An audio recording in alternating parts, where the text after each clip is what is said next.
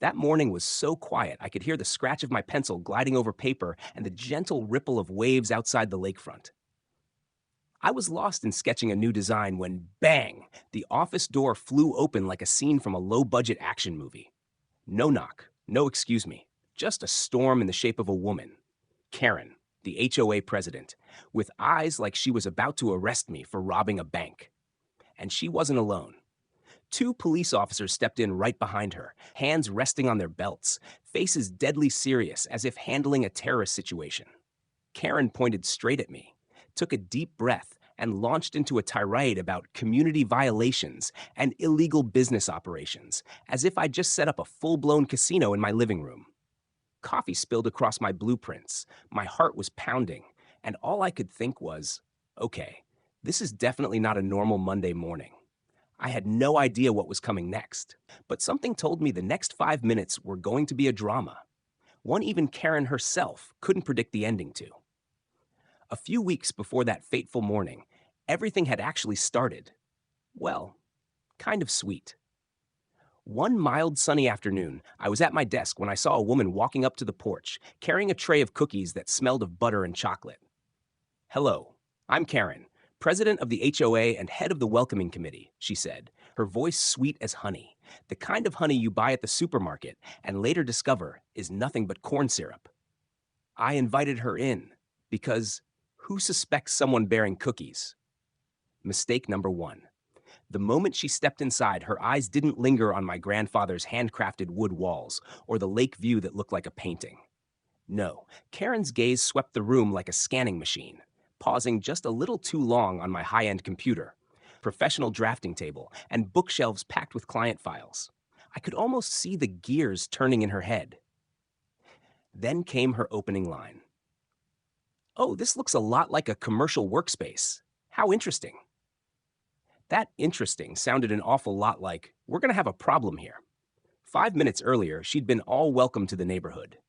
Now she whipped out a shiny leather clipboard from nowhere, jotting notes at high speed while her eyes stayed locked on my equipment. I gave a nervous smile, trying to convince myself this was just some wholesome American-style community orientation. But then, Karen's voice dropped, still sweet, but just sweet enough to mask the edge of a threat. Some homeowners around here have had to make adjustments to stay in line with community standards. That was the moment I realized the cookies weren't a welcome gift at all. They were the opening bell of a battle I hadn't even begun to prepare for. The first week after that little cookie tea party, I thought things would calm down. Wrong. Week 1, the paper strike. Monday morning, before I'd even finished my first sip of coffee, a thick envelope stamped with a glaring red seal arrived from the Department of Building Safety. First line, business license suspended. Reason? Anonymous report of safety violations. Reapplication fee, $5,000. Deadline, 10 days. I called immediately to get details, but the answer was, for the sender's safety, we can't disclose their identity. Of course, the sender was probably at home eating cookies and savoring the taste of power. Week 2, starving the heart. The attacks leveled up. My insurance company called to inform me they were terminating my policy, effective immediately, due to safety risks reported by the community. I was still sputtering. What risks? When, less than an hour later, a utility truck pulled up. The electric company knocked, insisting on shutting off power for an urgent inspection. 2 full workdays gone. Clients waiting for their plans like they were waiting for summer in Alaska. Week 3, hitting where it hurts most. Karen dropped the polite procedural mask and went straight for my reputation. One evening, my phone wouldn't stop ringing.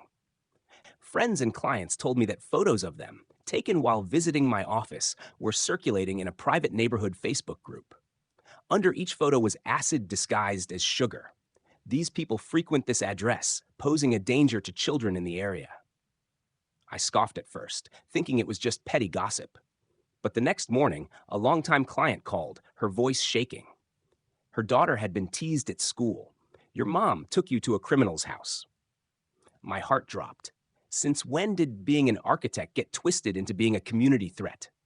The fallout within a single week. 5 contracts were canceled. Revenue cut nearly in half. I sat at my desk, staring at the same calm blue lake, wondering where exactly I was living. This wasn't an HOA dispute anymore. It was a full-blown smear campaign, a calculated personal attack aimed directly at my credibility, finances, and the relationships I'd spent years building. And the bitterest part? She was clever enough to leave no direct legal trace. No emails, no text, just rumors and community concerns. Shadowy, but powerful enough to wreck everything. That night, I sat alone, looking over my half-finished drawings, and thought, if I do nothing, she wins. And if she wins, it's not just me who loses, it's everyone who still believes in fairness. That was the moment my anger hardened into resolve. Karen might have taken the first few rounds, but this fight was far from over. The next morning, I still hadn't figured out how to strike back when fate handed me a clue. Karen showed up at my door carrying a stack of documents so thick it could block out the sun. She launched into her usual HOA president concerned for the community routine, sprinkling in words like standards, adjustments, and compliance, as if she were reading from royal decrees. But then, while gathering her papers, she slipped, or maybe she was just too confident, and dropped a single sheet onto the floor. It was a small, dog-eared note, but the words hit me like a lightning bolt. Commercial violation, for sale, followed by a phone number and a name straight out of a movie villain roster, Marcus Pinnacle. Karen swooped down to snatch it back as if it were on fire. "Oh, that's not important," she said, her voice catching just a little. Too late. I'd already read it. That night, I dug through my family's old records and found a detail that, if this were a Hollywood script, would have been punctuated by a big ding! My grandfather had built this cabin on land that sat atop a massive underground aquifer, one of the rare clean water sources in the area, worth millions to any developer. Suddenly, the picture was painfully clear. Karen didn't just want my office shut down. She wanted the land, the water, the whole thing, paving the way for Marcus Pinnacle to swoop in. Sitting in my wooden cabin, moonlight rippling across the lake, I knew I'd just moved from defense to offense. And if I was going to win, I'd need an ally powerful enough to make Karen choke on her own threats. The first person who came to mind was Governor Evelyn Wilson. 2 years ago, I'd worked with her on the state's Veterans Center project, a building she still called both beautiful and functional. She was the kind of person who, when she walked into a room, made a whole row of officials suddenly straighten their ties.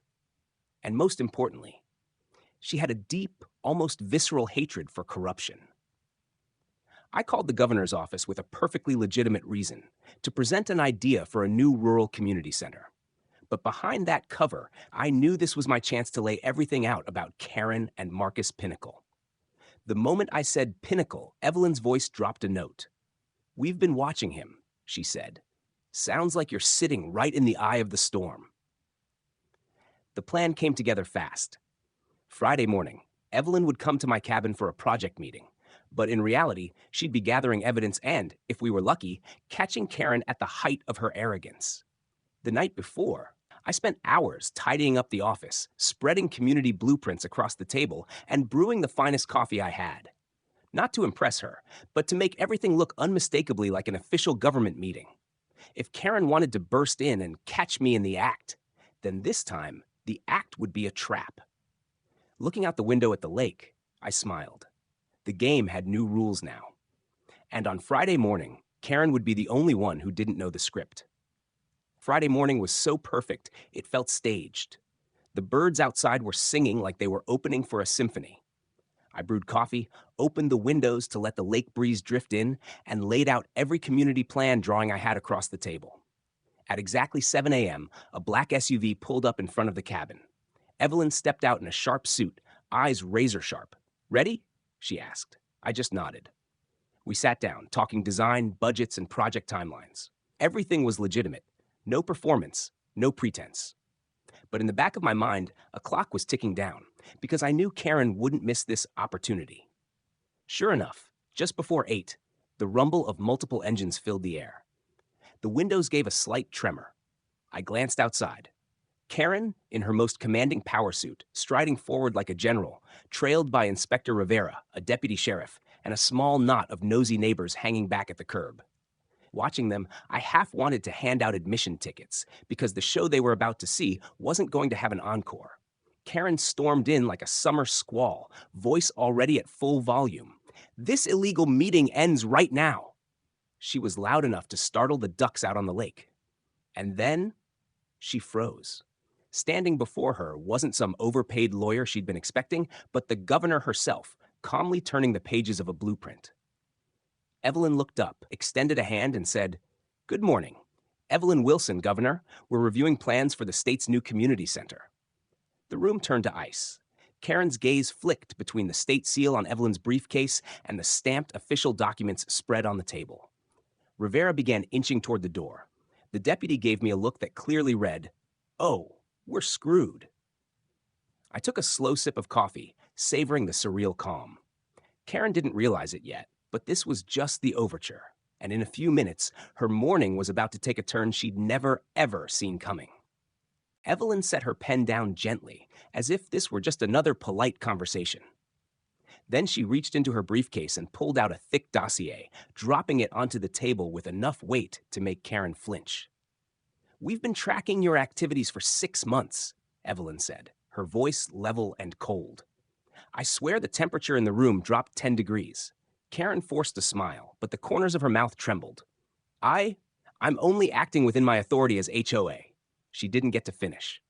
Evelyn flipped a few pages, revealing printed emails, wire transfer receipts, and even audio transcripts. Karen's own voice discussing how to clear out targeted properties. Outside, an engine started, then cut off. 3 men in jackets marked state investigators stepped in. Rivera was the first in cuffs, his face drained of color. Karen didn't move. She just stood there, frozen, until she finally turned toward me. Her eyes a volatile mix of outrage, disbelief, and something that looked an awful lot like surrender. I smiled. Weeks of her storming through my life like she owned it. And in the end, it took less than 5 minutes for the whole empire to collapse. They read Karen her rights right there in my living room, each sentence landing like nails hammered into the coffin of her reputation. Outside, neighbors gathered, many of the same faces who once believed her, now whispering to each other, a few holding up phones to record. If this had been a YouTube Live, the screen would have been drowning in shocked face emojis. Marcus Pinnacle's name came up in the paperwork, and when Evelyn said an arrest warrant has been issued, I swear I saw Karen close her eyes for a second, like she'd finally accepted the game was truly over. Rivera was let out first, then Karen, stepping over my porch with her hands cuffed, her perfectly styled hair catching in the breeze like some slow-motion scene, except the soundtrack was the rapid-fire click of cameras. The irony? It had all started with a tray of cookies. That sweetness had been nothing more than frosting over a plan rotten to the core. And fittingly, it ended with a dessert of the opposite kind, justice served ice cold. I watched as the car carrying Karen disappeared down the road, then turned back to my desk and finished my coffee. The lake was still, my blueprints were untouched, and for the first time in weeks, the air felt genuinely clean. The battle was over, and I had won, right here, on the very piece of land she thought she could take. 2 weeks later, an invitation from the HOA landed in my mailbox. "You're invited to the neighborhood's outdoor movie night." I laughed and clicked accept immediately. Now, neighbors greeted me when they passed by. No more sideways glances or hushed whispers. The cabin still stood proudly by the lake. My drafting table was piled high with new projects, and the air felt cleaner than it had in a long time. Every so often, I'd think back to the moment Karen was led away in handcuffs. And every time, I'd take a slow sip of coffee and smile. It was, without question, the best dessert I've ever had.